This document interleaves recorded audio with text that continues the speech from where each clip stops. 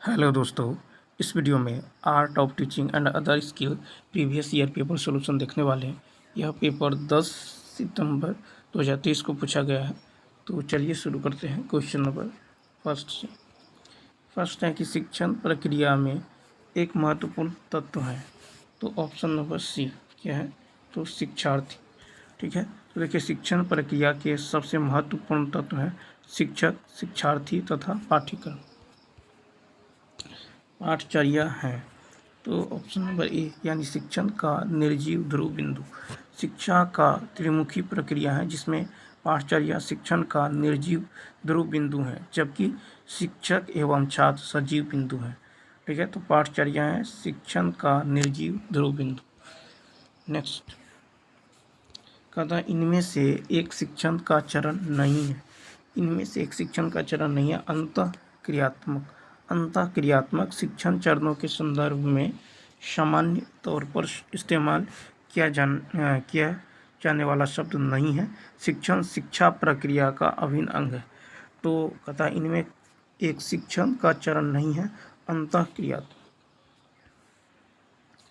कहता चिंतन का डी ऑप्शन यानी ऐसे कोई भी नहीं। तो देखिए कैरेंट के अनुसार चिंतन एक प्रकार का जो है अव्यक्त एवं रहस्यपूर्ण व्यवहार होता है जिसमें सामान्य रूप से प्रतीकों ठीक है का प्रयोग किया जाता है। ठीक है, तो चिंतन को हम मानसिक विचार की अवस्था भी कह सकते हैं, अर्थात व्यक्ति की एक विचारशील अवस्था का नाम चिंतन है। तो यहाँ पे कहता है कि चिंतन का प्रयुक्त में से कोई भी नहीं हो सकता। रॉबर्ट मेगर के अनुसार प्रभावकारी उद्देश्य के अवयव हैं। 5 का होगा डी उपयुक्त सभी। तो मेगर ने पाया कि स्थापना के उद्देश्यों का आसानी से दुरुपयोग किया जा सकता है, अतः उन्होंने 5 चरण तैयार किए जो स्पष्ट रूप से ठोस और मापने योग्य परिणामों को परिभाषित करने की प्रक्रिया का मार्गदर्शन करते हैं। ठीक है, मेंगर को पीटर पाइप के साथ जो निर्देशात्मक डिजाइन के लिए एक रूपरेखा ठीक है मानदंड संदर्भित निर्देश विकसित करने के लिए जाना जाता है। ठीक है, तो रॉबर्ट मेगर के अनुसार प्रभावकारी उद्देश्य के अवयव है निष्पादन, स्थितियां और मानदंड। 5 का होगा डी। परिसंवाद एक प्रकार का। तो देखिए परिसंवाद जो है एक प्रकार का, आपको ऑप्शन नंबर बी यानी विचार विमर्श विधि है। ठीक है, परिसंवाद एक प्रकार का विचार विमर्श क्या है तो विधि है। शिक्षक केंद्रित शिक्षण है। शिक्षक केंद्रित शिक्षण है सत्तावादी। ठीक है, तो शिक्षक केंद्रित शिक्षण में शिक्षक जो है निर्देश देता है और बच्चे अनुशासन में रहकर शिक्षा की आज्ञा का पालन करते हैं, जबकि बाल केंद्रित शिक्षण छात्रों के मनोविज्ञान को जो समझते हुए शिक्षण की व्यवस्था करना तथा उसके सीखने संबंधी कठिनाइयों को दूर करना होता है। ठीक है, तो शिक्षण केंद्रित शिक्षण है सत्तावादी। ठीक है, नेक्स्ट है कि सुकरात विधि है। 8 का होगा सी यानी प्रश्न उत्तर। सुकरात की शिक्षण विधि प्रश्न उत्तर पर आधारित थी। ठीक है, मैग्ने ने प्रस्तुत किया है। तो 9 का ए यानी इवेंट्स ऑफ इंस्ट्रक्शन चरण। ठीक है, तो मैग्ने ने एक जो है चरणीय प्रक्रिया बनाई जिसे इवेंट्स ऑफ इंस्ट्रक्शन कहा जाता है, जो सीखने की स्थिति से संबंधित है।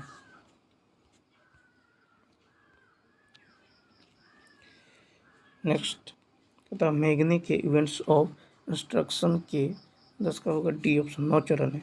तो मैग्ने के 9 चरणीय अधिगम प्रक्रिया के जो है सभी चरण इस प्रकार हैं, जिसे छात्रों का ध्यान आकर्षित करना, शिक्षार्थी को उद्देश्य की जानकारी देना, पूर्व शिक्षा की याद को प्रोत्साहित करना, सामग्री प्रस्तुत करना, शिक्षण मार्गदर्शन प्रदान करना, प्रदर्शन को उजागर करना, फीडबैक प्रदान करना और प्रदर्शन का आकलन करना, प्रतिधारणा और स्थानांतरण बढ़ाना।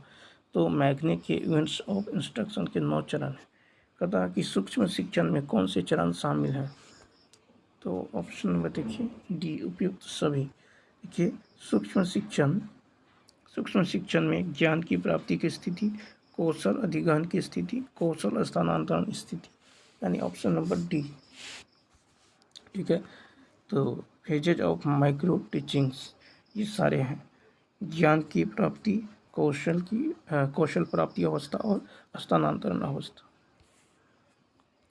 कहता एक शिक्षक द्वारा श्याम पट्ट का सबसे अच्छा उपयोग किया जा सकता है।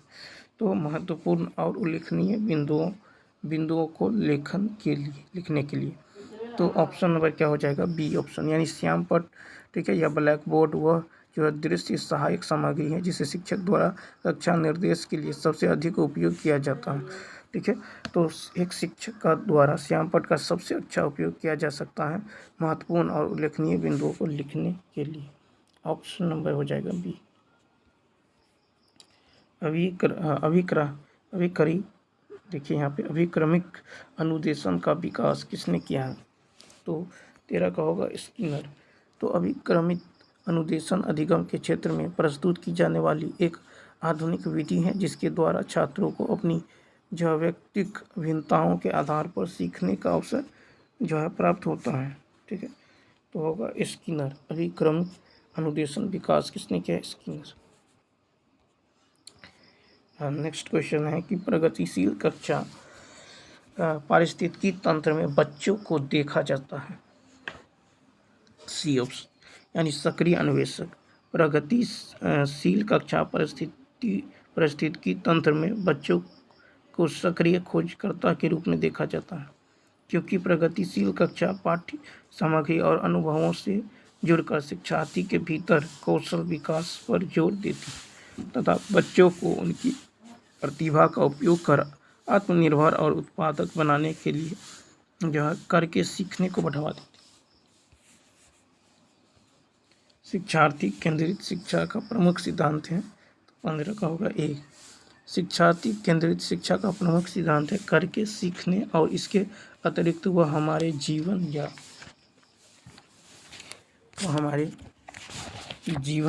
या आसपास घट रही घटनाओं से सीखने पर जोर देती हैं। ठीक है, नेक्स्ट। पाठ्य पुस्तक का उद्देश्य होना चाहिए ए ऑप्शन, यानी किसी विशेष विषय में पाठ्यक्रम के शिक्षण और सीखने का मार्गदर्शन करना। ठीक है, तो पाठ्य पुस्तक का उद्देश्य होना चाहिए किसी विशेष विषय में पाठ्यक्रम के शिक्षण और सीखने का मार्गदर्शन करना।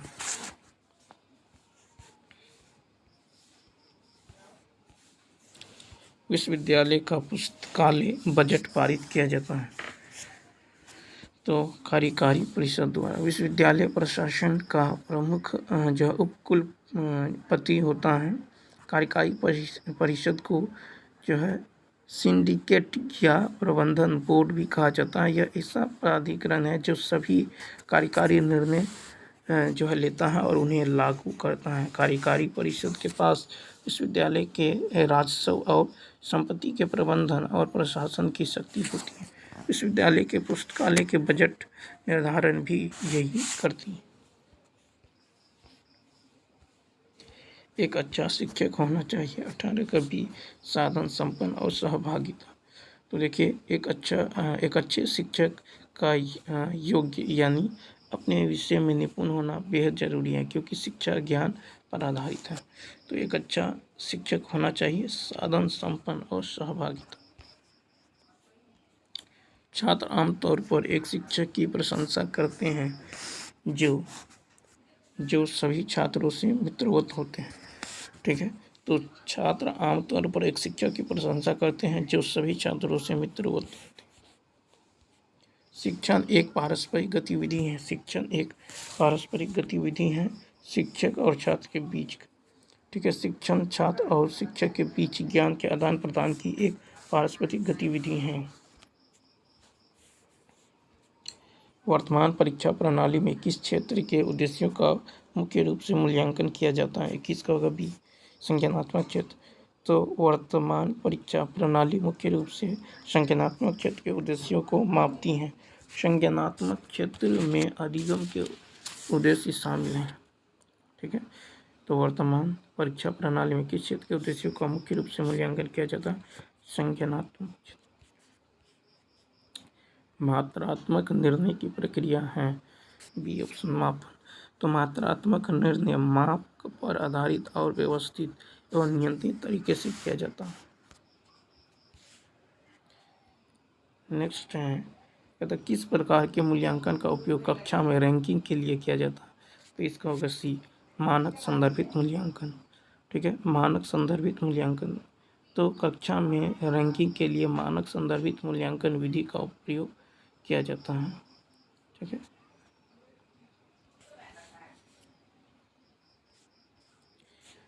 नेक्स्ट है, निम्नलिखित में से कौन पाठ्यचर्या विकास का भाग नहीं है? निम्नलिखित में से कौन? तो बी ऑप्शन है शिक्षकों का चयन। शिक्षकों का चयन पाठ्यचर्या विकास का भाग नहीं है। पाठ्यचर्या विकास के अंतर्गत 4 प्रमुख घटक या तत्व आते हैं: प्रयोजन, लक्ष्य और उद्देश्य, विषय वस्तु या सामग्री, पाठ्यचर्या गतिविधि और अधिगम के दौरान प्राप्त अनुभव। ठीक है,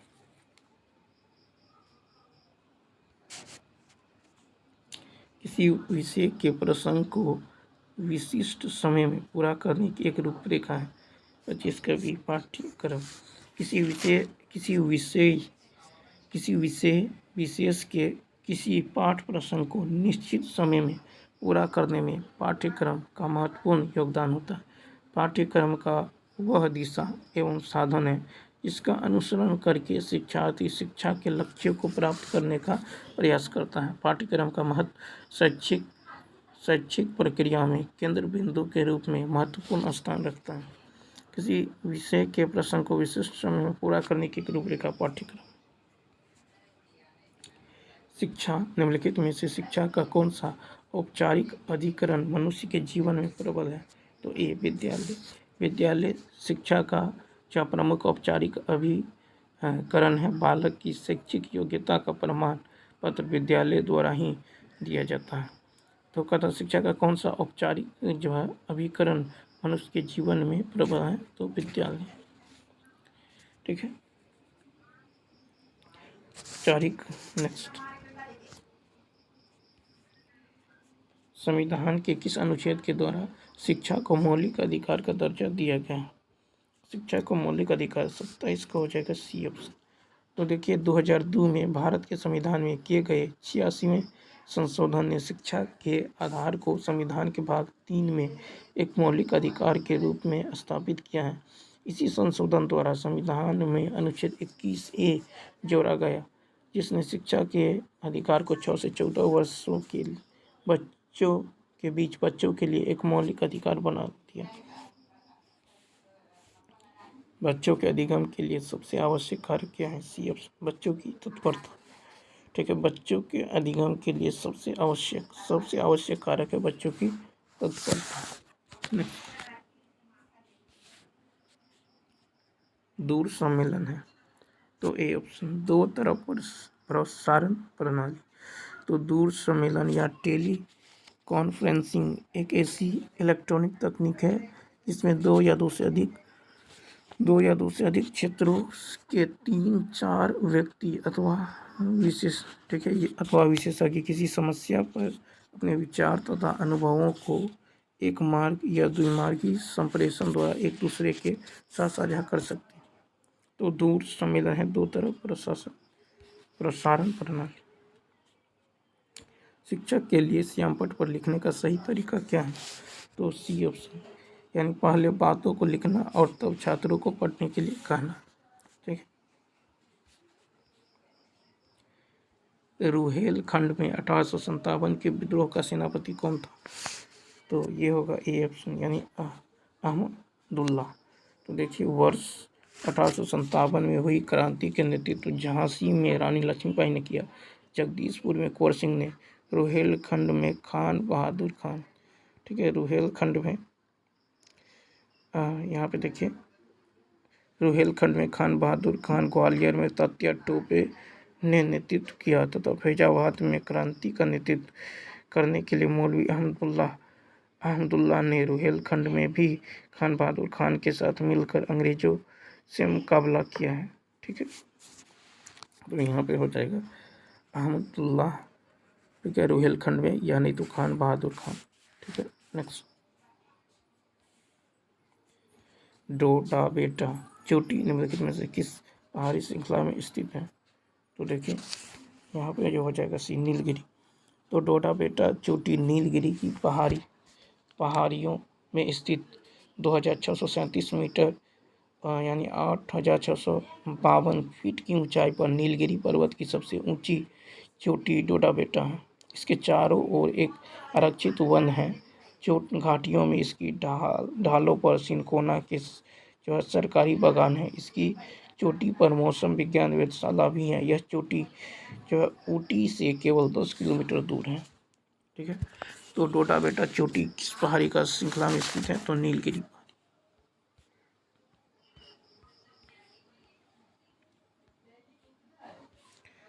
देखिए निर्यात आय में कृषि का क्या योगदान है? तो 0.1।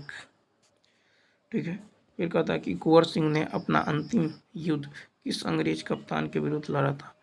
तो बाबू कुंवर सिंह की सेना का अंतिम मुकाबला जगदीशपुर में कैप्टन ली ग्रांट या ले ग्रांट की सेना से हुआ है।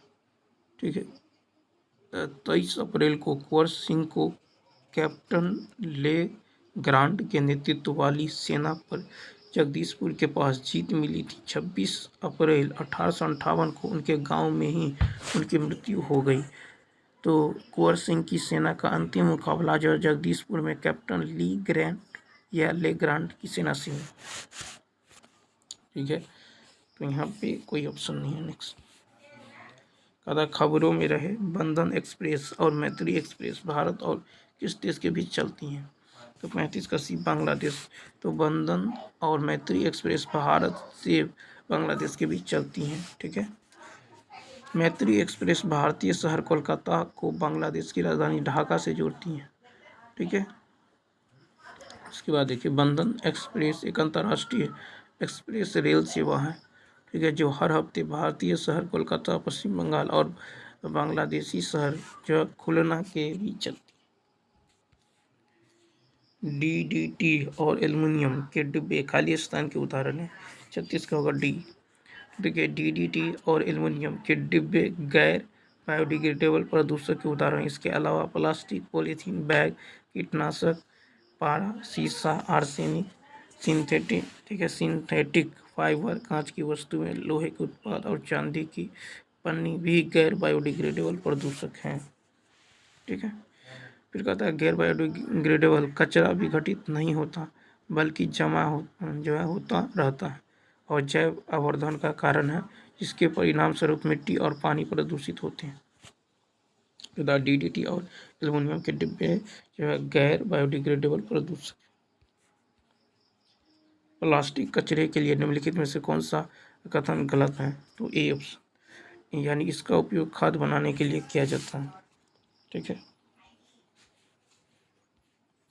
वनों की कटाई का सबसे बड़ा जो है चालक है। तो वनों की कटाई के सबसे बड़ा ए ऑप्शन है कृषि। तो वनों की कटाई के मुख्य जो चालक कृषि विस्तार, लालच, बुनियादी ढांचे का विकास और शहरीकरण है। ठीक है, जनसंख्या वृद्धि के परिणामस्वरूप भोजन की मांग में वृद्धि होने से वन भूमियों को साफ करके उन पर कृषि विस्तार हुआ है। तथा ग्लोबल वार्मिंग पृथ्वी की जलवायु प्रणाली के खाली स्थान में एक सदी के पैमाने पर वृद्धि देखी गई है। तो सी ऑप्शन, औसत तापमान, वायुमंडल में ग्रीन हाउस गैसों मीथेन, कार्बन डाइऑक्साइड, ठीक है, कार्बन डाइऑक्साइड, ऑक्साइड और क्लोरोफ्लोरोकार्बन के बढ़ने के कारण पृथ्वी के औसत तापमान में होने वाली बढ़ोतरी को ग्लोबल वार्मिंग कहा जाता है। ठीक है, तो यहाँ पे है कि ग्लोबल वार्मिंग पृथ्वी की जलवायु प्रणाली के औसत तापमान में एक सदी के पैमाने पर वृद्धि देखी गई। काला हिरण निम्नलिखित में से किस श्रेणी के जीवों से संदर्भित है? 40 का हो जाएगा आपको डी ऑप्शन, लुप्त प्राय प्रजाति। लुप्तप्राय प्रजातियां, तो काला हिरन जिसे इंडियन ठीक है एंटीलोप भी कहा जाता है, भारतीय उपमहाद्वीप में पाई जाने वाली एंटीलोप की एक जो है जीव वैज्ञानिक प्रजाति है। यह आमतौर पर राजस्थान, पंजाब, मध्य प्रदेश, महाराष्ट्र और गुजरात में पाए जाते हैं। तो काला हिरन किस श्रेणी के जीवों से संबंधित है? लुप्तप्राय प्रजातियां। 5 लोगों की औसत जो है आयु 42 वर्ष है। दूसरे समूह में 8 लोग हैं जिसकी औसत आयु 81 है। ठीक है, तो 5 का 42, 8 का 81।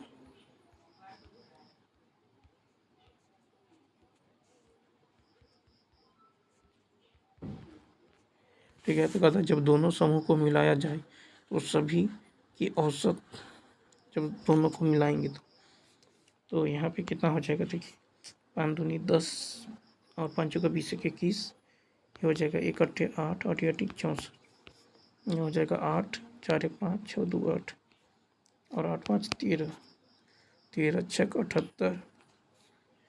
ठीक है, 15 में से 8 गया 7, 13 छक 78, यानी ऑप्शन नंबर क्या हो जाएगा? बी। कहता रुपये पर चक्रवृद्धि ब्याज की गणना करें। 16,000 2 साल के लिए 10%, वर्ष पर अर्धवार्षिक तो रेट हो जाएगा 10/2 यानी 5%। टाइम हो जाएगा 2 गुना यानी 4 वर्ष 4। ठीक है, अर्धवार्षिक है। तो अब यहाँ से क्या निकालना है? रुपये पर चक्रवृद्धि ब्याज, तो 5%। ठीक है, 5% का मतलब होता है 1/20 यानी 20 से 21, 20 से 21, 20 से 21, 20 से 21, 2 में 4 में 8 में 16, यानी 16 पे 1 2 3 4 0। इसी प्रकार 21 का, अब 21 का देखिए क्यूब कितना होता है? तो 1 2, ठीक है, 21 का क्यूब यदि करिएगा तो 1 2, यहाँ से 21 का स्क्वायर 441 गुने 400, 21 का स्क्वायर 441, 441 और 441 गुना कर दीजिए 1 4 4 8, फिर 4 4 और 4 चौका 16, 16 4 20, 4 24 के 2, 4 चौका 16, 16 16 32 37 38 का 8, 80 3 4 चौका 16 3 19। ठीक है, यानी ये हो जाएगा यहाँ पे जो है। ठीक है, इसमें से आपको घटाना है 16,000। जैसे 16,000 घटाएंगे तो देखिए यहाँ पे कितना था? 10 20 यानी रेट 5% यानी 20 21 21 और 21 का स्क्वायर 441, फिर 441, यहाँ हो जाएगा 1। ठीक है, 4 4 8 4 4, ठीक है, 8 4 चौका 16, 8 और 16 24 का 4 कैरी 2। ठीक है, फिर 4 चौका 16 16 32, 4 चौका 16 4 चौका 16 16 16 32 और 2 34 का 4 हासिल 3, 4 चौका 16 3 19। ठीक है, इसमें से 16,000 जैसे ही माइनस करेंगे तो ये आ जाएगा, यहाँ पे देखिए जो राइट आंसर हो जाएगा ये हो जाएगा यहाँ पे बी ऑप्शन, यानी 17,640, 17,640 हो जाएगा। ठीक है, यानी P इंटू, ठीक है, P into 1 plus R/100, R/100, ठीक है, कि पावर में कितना समय यानी 4 - 1। इस तरह से इसको सॉल्व करेंगे, आंसर आ जाएगा। नेक्स्ट कहता 0.9 और 0.007 का गुणनफल, तो 43 का यदि देखें इसका गुणनफल कर रहा है 963। और देखिए इधर 3 अंक के बाद डेसिमल है, इधर 2 अंक के बाद 3 2 5 अंक के बाद 1 2 3 4 5 5 अंक के बाद ऑप्शन नंबर क्या हो जाएगा? 43 का हो जाएगा ए ऑप्शन। ठीक है, 3 2 5। दो संख्याओं का महत्तम समावर्त 8 है, जबकि लघुत्तम समावर्त 144 है। एक संख्या इतना है, तो 900 गुने 900 बराबर होता है पहली संख्या गुने दूसरी संख्या। 16 9 9 72 सी ऑप्शन। दो घर आमने सामने हैं, दोनों के ऊपर चिमनियाँ हैं। ठीक है, और कह रहा है कि दो घर आमने सामने हैं, दो घर आमने सामने हैं, दोनों के ऊपर चिमनियाँ हैं। चिमनियों को मिलाने वाली रेखा जमीन से 45 डिग्री के कोण बनाती है। ठीक है, यदि एक घर की ऊंचाई 25 मीटर और दूसरी की ऊंचाई 10 मीटर, एक घर की ऊंचाई 25 मीटर, दूसरी की ऊंचाई 10 मीटर, तो घर एक दूसरे से कितनी दूर है? ठीक है, एक दूसरे से कितनी दूर है? दो घर आमने सामने हैं, दोनों घर के ऊपर चिमनियाँ हैं। चिमनियों को मिलाने वाली रेखा जमीन से 45 डिग्री का कोण बनाती है जमीन से। तो ऐसी स्थिति में क्या होगा? जमीन से 45 डिग्री का कोण बनाती है।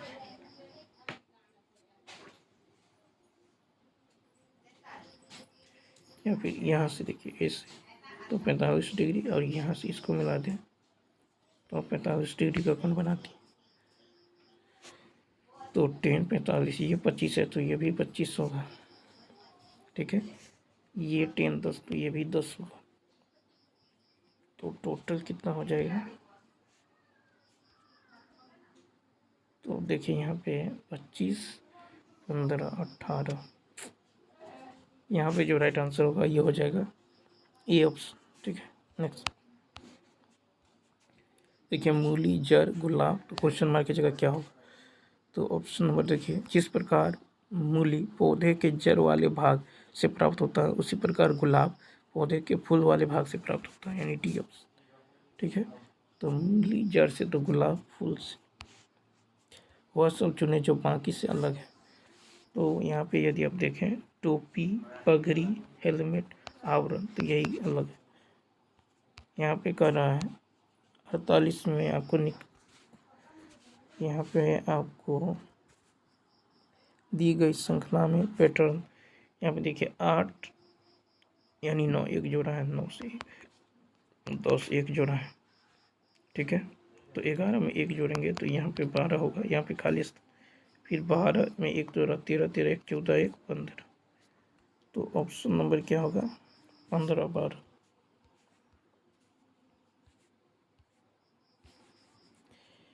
नेक्स्ट है कि इसको जो है कोडित किया गया है, तो लूना को उसी प्रकार, तो देखिए पी जो आता है, पी का कोड है 4।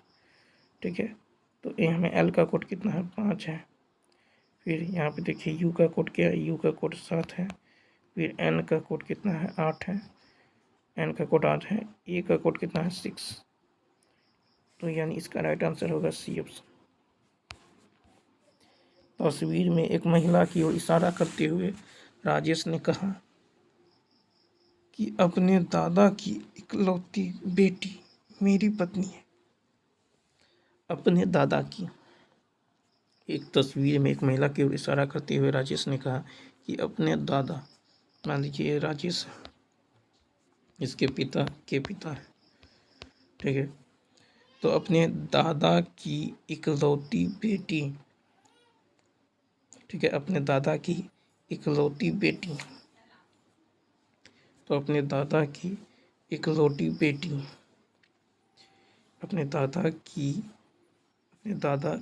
इकलौती बेटी, ठीक है, अपने दादा की इकलौती बेटी मेरी पत्नी है। ठीक है, अपने दादा की इकलौती बेटी मेरी पत्नी है। ठीक है,